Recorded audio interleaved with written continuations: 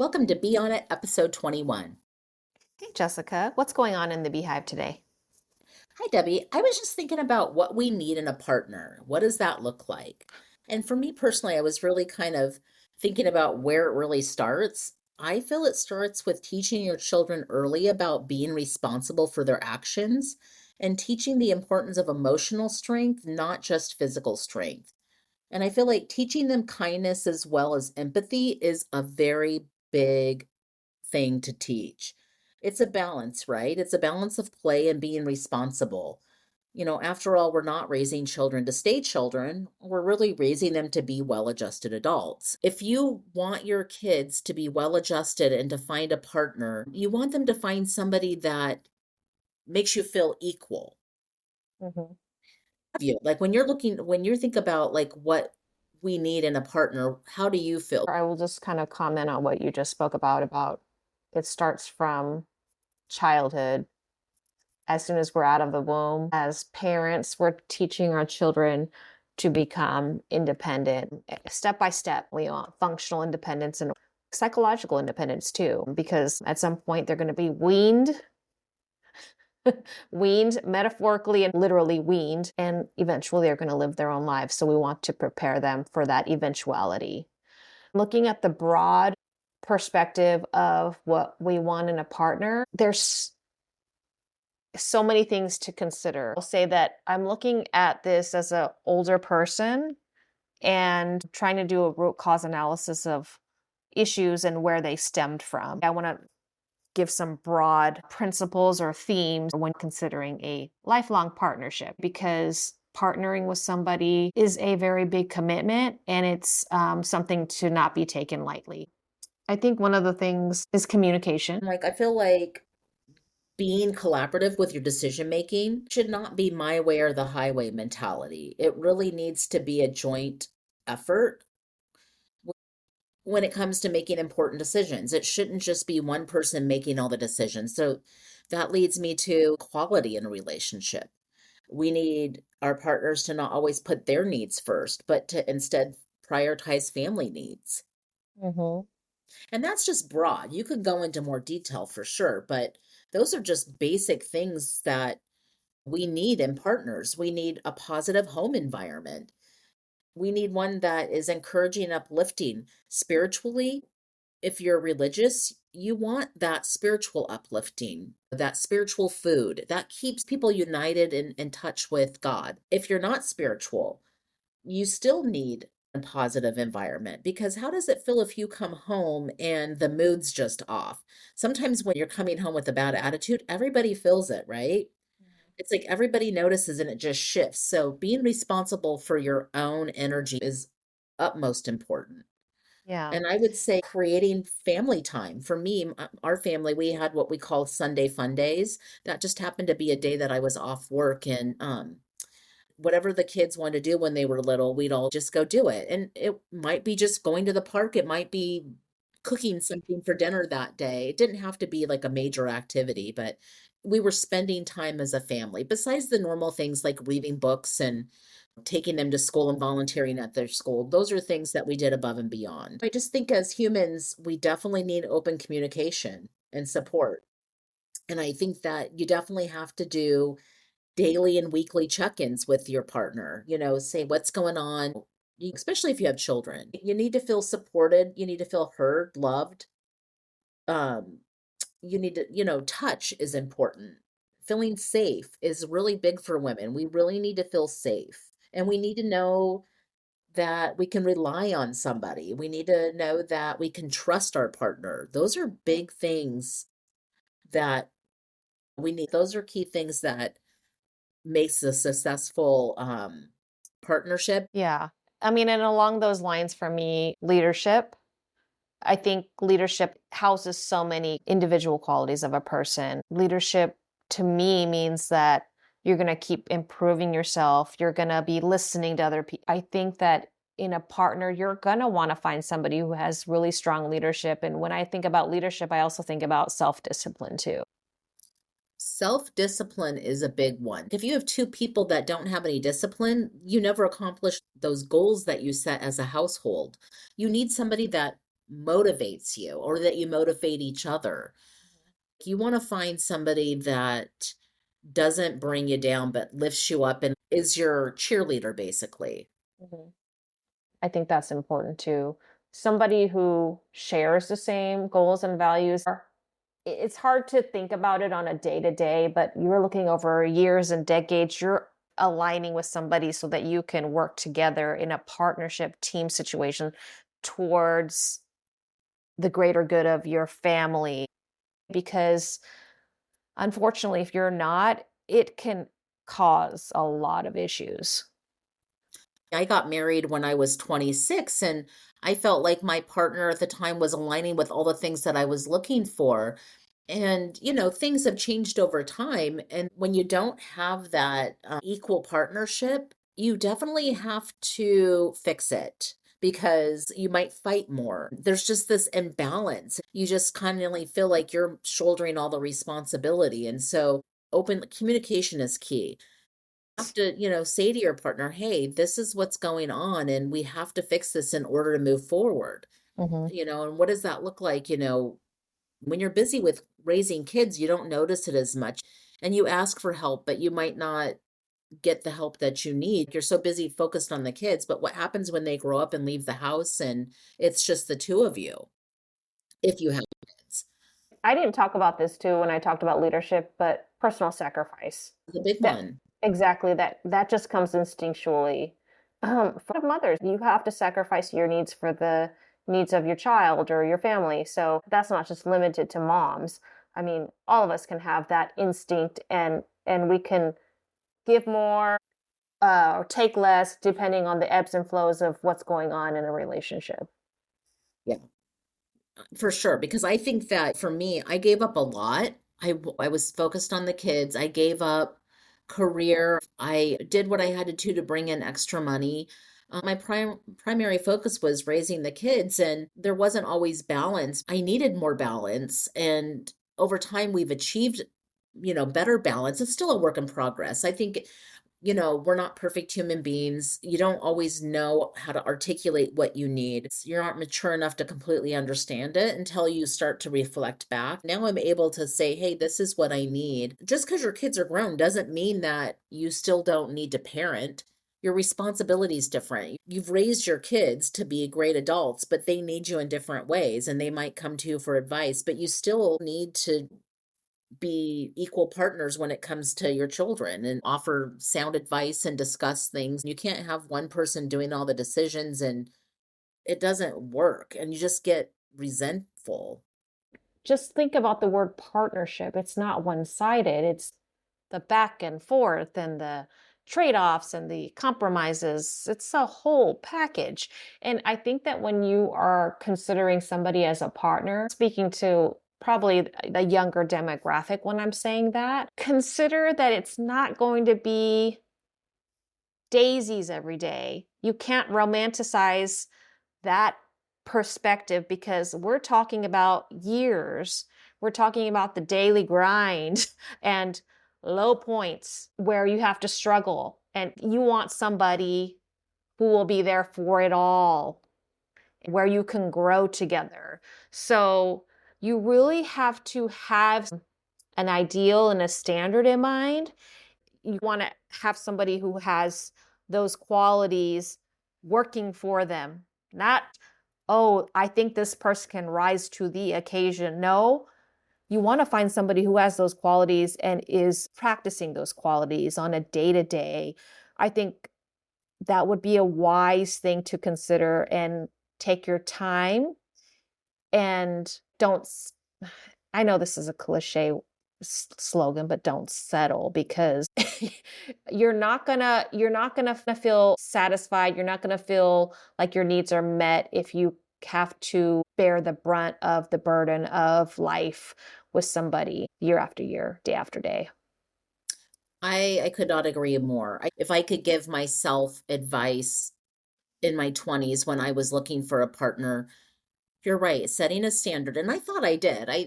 But people grow and people change, and I think making sure that person has the skills to survive on their own. They have goals that they are meeting. They're independent, I think is really important. They're not Very. codependent. They're not coming from an enabling upbringing. Does not play well when you get married and the expectation is that they'll be taken care of and they just go to work and that the rest is on to the other person. It's not equalness. Right. We do have this fantasy when we're younger that I love this person, it's going to be magical. And then you've been married that first year and it's really a big adjustment. You've never lived with another person. All of a sudden, you're seeing habits that you had never seen before because you don't see their day to day habits. That's important to really observe and to see how they treat others and group environments is that was really important for me to see how they interacted with other people in group environments Mhm. amongst my friends, all sorts of situations I was kind of observing to make sure that they were the kind of partner that I needed. And I didn't know exactly everything I needed at my age when I got married. If you're a person that wants to grow and learn and be better in life, you have to find that person that has those aligned goals. And the goal is not just partnering with somebody. That's not the goal, right? It's Right. partnering with the right person for you. Correct. Communication is so important. And that happens in relationships, right? We shut down, we don't always communicate.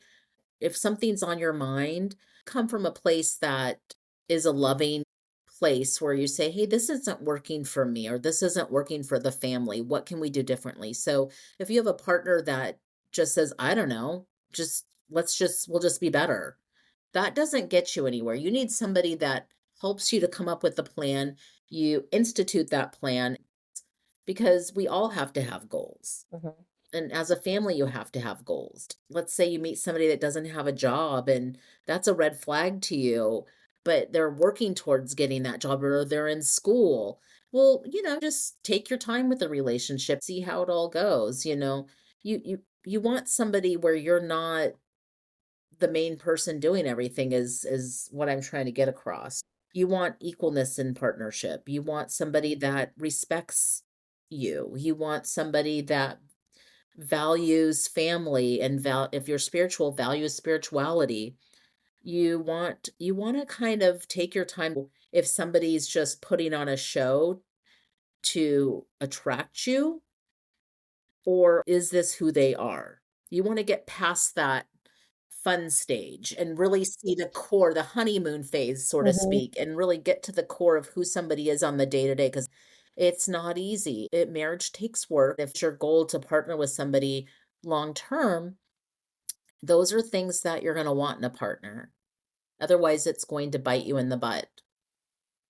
When you're in a relationship, how could you determine or discern that this person is going to be the right person for you in the good and bad times? So would you think that just be communication and just talking about, "Hey, what is our life gonna look like?" And, Oh, like, I totally because I agree. didn't have those conversations, so I did kind of ask those questions. I'm like, I asked something as basic as, hey, if something's dirty at the house, how are you going to fix it? For instance, if the garbage is full, what are you going to do? Well, I'm going to take it out.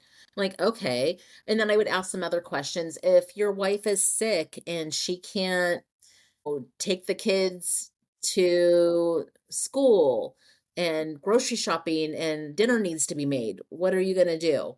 I kind of did ask those good questions. I wanted to get an answer of how they would handle the situation when things arise because we all get sick, right? And sometimes there's that chaos of, well, I'm at work and you're sick, you're just going to have to stay home. If you're two working parents, it's negotiation and talking.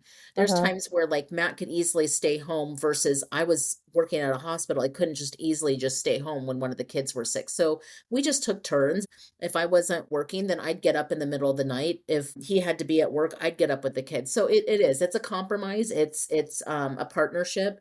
It's communication and picking a partner that is good at communicating. If you think you found the right person, then yet you're kind of stuck, therapy is really good option. I think just coming from the other person's perspective and having a real understanding and empathy is so important in a partnership. Putting yourself in somebody's shoes and not being selfish. You can't be selfish in a partnership. It just doesn't work. I think we just came up with a good couples game, like having this deck of cards and pulling out these scenarios. What would you do if, and then XYZ? Like There, talking it out, and also that person has to reflect those qualities. It's more than just talking and idealizing a situation. It's, do I see this person practicing these qualities in their day-to-day life? right. Do they give of themselves? You don't want somebody Is that gives gives so much that they deplete themselves. Obviously, there's balance, that's especially spiritually. Like, how do they give spiritually? If you're feeling discouraged, how do they lift you up spiritually? If you're not religious, like if they know that you're going through a really rough time, what thoughtful thing do they do? Do they give you words of encouragement, a hug? I mean, gosh, sometimes touch is just a nice hug is everything. Saying, I know you're going through a rough time. Can I take something off your plate just to kind of ease your way? Feeling heard is a big one. Knowing that you can communicate with your partner and they let you know that they heard you. I think that gives you value. And if it happens to be about something that you're bothered by what they're doing, if they hear you and they're willing to work on it, working on something's going to be a, a a process. It's going to take time. Sometimes you take a step forward to take a couple steps back.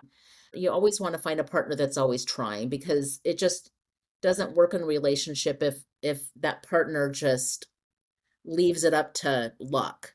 Partnership, marriage, all of it takes work. something that you said grabbed my attention. I just want to say this because I think it's something that could get overlooked because it's so fundamental.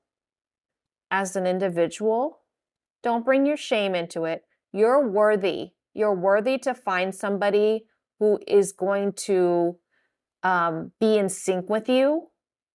You're worthy. Leave the cloak of shame behind you, because when you partner with somebody, it's almost like a renaissance, a rebirth. It's you partnering with somebody and you working together.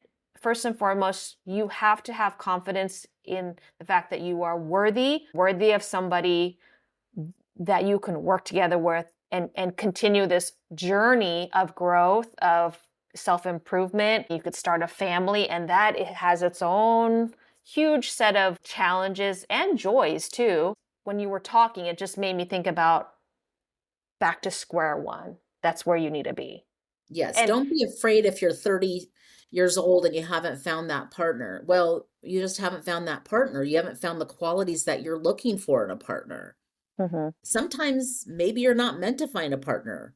And I know that that's a hard thing to hear. It's better to find somebody that is right for you than to get into a partnership and it's all wrong. Like, it might start off okay, but then it's all wrong, because that's just years of misery if you can't be on the same page with somebody. And that could have been years that you were taking time to cultivate yourself and do all the things that you wanted to do, so that when you do find that right person, you're bringing the best version of you. You're joining together with somebody else, bringing their best version of themselves, I think is what I'm trying to say. And that's what creates a great partnership. We're not perfect human beings, and what we need in our early 20s isn't necessarily what we need in our 30s and 40s. Things change as you mature and you understand the world a little bit better. But if you could take our advice, just remember that your values and the things that you have and that you need, you're going to want in a partner as well. And then when you bring kids into it, you really want somebody that's good parenting material, somebody that like shows that they can communicate, shows that they can be equal and not put all the responsibility on just that one person. And finding community too, I think is important. Finding people that along the way, that friendships and other parents and other couples will help you to talk and to know that you're not alone, that everybody kind of goes through this. It's an adjustment when you're in a long-term relationship or partnership or marriage, Mhm. whatever it may be. When you start off young and you're with the person for a long time, eventually you get to know that person. But when you start off, it's all, like you said, it's all sunshine and and rainbows. And eventually, the reality of the day to day kicks in. You need that person that has your back and that you have their back. And when times are tough, they are working with you, not against you. This was a really good subject. We can definitely go into more detail, but I think that these are the basics of what you need in a partner. If you like what we're all about, please join us next time. See you next time.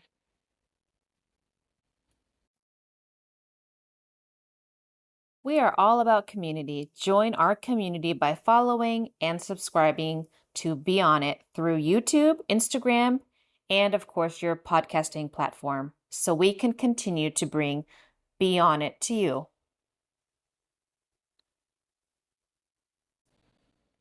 Just so you know, this is for entertainment purposes only. We are speaking from our lived experiences and are not licensed therapists.